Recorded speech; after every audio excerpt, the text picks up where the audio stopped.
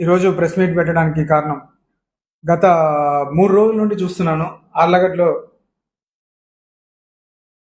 కొంతమంది అధికార పార్టీ నాయకులు, ఇంకొక పార్టీ నాయకులు విమర్శలు చేసుకుంటూ తిరుగుతున్నారు. అధికార పక్ష నాయకులు ఒక మాట ఏదో నిన్న కొంతమంది ఏదో ఎమ్మెల్యే ప్రెస్ మీట్ పెట్టించినట్టున్నాడు. రెహమాన్ అనే వ్యక్తి దగ్గర మద్దూర్ అఖిలప్రియ కొట్టి పంచాయతీ చేసి డబ్బులు లాక్కుందని చెప్పి ఏదో కామెంట్ చేసినారు. ఈరోజు నేను ఒకటే అడుగుతున్నా, ఈ ఎమ్మెల్యే సిగ్గు లేకుండా వాళ్ళ ప్రభుత్వంలోనే ఈరోజు ప్రజలకు అన్యాయం జరిగింది అని ఏ నోరుతో ఎలా చెప్పుకుంటున్నాడో నాకు అర్థం కాదు. నువ్వేం గాడిదలు కాస్తున్నావా? తాగి దొర్లుతున్నావా ఏమన్నా? ఒక మైనారిటీ వ్యక్తికి అన్యాయం జరిగిందని సిగ్గు లేకుండా మీ నోరుతో మీరు ఈరోజు అధికారం నుండి ఎలా చెప్తున్నావు? ప్రజలు నీకు ఓటేసి గెలిపించింది ఎందుకు? తాగి పనుకోవడానికా? ఆమె చేస్తుంటే నువ్వేం గాడిదలు కాస్తున్నావా? ఈరోజు ఎలా ఎలా నువ్వు చెప్తున్నావు నాకు అర్థం కావట్లే.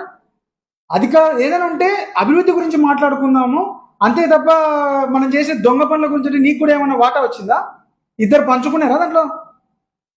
సిగ్గు లేకుండా ఆమె నువ్వు లెక్కలు తీసుకుంటున్నావు అంటది. నువ్వేమో ఆమె దొంగతనం చేసిందంటూ మళ్ళీ దొంగతనం చేసిన గాడిదలు కాస్తున్నావు. 1, 2 ఏమైనా పీకుతున్నావా? ఈరోజు చూడండి ఆర్లగడ్డలో ఎంత అవినీతి అయిపోయింది. ఇంకొక ఆమె ఉంది, ఆ మహాతల్లి. కబ్జాలు దొంగతనాలు ఆర్లగడ్డలో జరుగుతున్నాయంటుంది. దయ్యాలు వేదాలు పలుకుతున్నట్టుంది. ఆర్లగడ్డలో కిడ్నాపులు పరిచయం చేసింది ఆమెనే, ముసుగులేసి కొట్టడాలు పరిచయం చేసింది ఆమెనే. ఏం చేస్తుంది? దొంగ డాక్యుమెంట్లు సృష్టిస్తుంది, ఫోర్జరీలు చేస్తున్నారు అమాయక ప్రజలవి. గొల్ల సుబ్బమ్మ భూమితో కొట్టేయాలని చూసినా సిగ్గులేనిది కాకపోతే ఇంకేం చెప్పాలి చెప్పు? పంచాయతీ అని పేర్లు పెట్టి వాళ్ళ భూములు వీళ్ళ భూములు కొట్టేయడానికి చేస్తున్నాడు. ఈ ఎమ్మెల్యేని ప్రజలు మేము ఎన్నుకునేది ఇందుకేనా అడుగుతున్నా. ఈరోజు ప్రజలు ఎన్నుకునేది ఇందుకేనా? వీళ్ళని మీద పడి ప్రజల్ని దోచుకుంటుంటే ఇద్దరు పంచుకుంటున్నారా సగం సగం? అల్లగడ్డలో ఏం జరుగుతున్నాయి? ఒక పక్క చూస్తే లేఅవుట్లు చూడండి. ఈరోజు మున్సిపాలిటీ లేఅవుట్లు వేసినవి, లేఅవుట్లు రోడ్లు మార్చేసి లబో దిబో కొట్టుకుంటున్నారు. ఎమ్మెల్యే దగ్గరికి పోయి చెప్తే ఆ చేతగాని ఎమ్మెల్యే దద్దమ్మ ఒక్క పని కూడా పోయి దాని మీద సైట్కి వెళ్ళి ఏం మార్చినారు, ప్లానింగ్ ఏంటి, లేఅవుట్ ఏంటని చూడడానికి కూడా ఓపిక లేదా? ఇద్దరు గడప గడపగా తిరుగుతున్నారు. ఒకరేమో పాంప్లెట్లు పట్టుకొని ప్రజల్ని ఎలా దోచుకుందాం, ఎవరి దగ్గర ఎంత వస్తుంది అని చెప్పి ఇళ్ళకు పోయి చూసుకుంటా పోతున్నారు. ఈయనేమో గడప గడప పోయి నువ్వు వీళ్ళకి దోచుకొని ఈయన లిస్ట్ ఇస్తున్నట్టున్నారు, ఇద్దరు పంచుకోండి అనేటట్టు.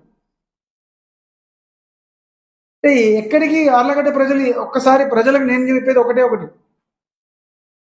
వీళ్ళిద్దరూ దొంగల్లాగా తయారై ఆర్లగడ్డని దోచుకోవడానికి రెడీ అవుతున్నారు. ప్రజలు అప్రమత్తంగా ఉండండి. రేపు ఇలాంటి నాయకులకు మనం ఓటేసి గెలిపిస్తే మన గొయ్యి మనం దొక్కున్నలం అవుతాం. ఎక్కడ చూసినా అవినీతికే వీళ్ళు. ఇంకొక దానికి ఏది ఒక మంచి పనికి పనికిరారు ఇద్దరు. ఎవరిని దోచుకుందాం, నువ్వు ఎవరిని దోచుకుంటావు, నువ్వెంత ఇస్తావు నాకు, నేనెంత దోచుకొని నీకెంత ఇస్తాను అనేటట్టు ఉన్నారు తప్ప ప్రజలకు ఏదో మంచి చేయడానికి ఎవ్వరూ లేరు.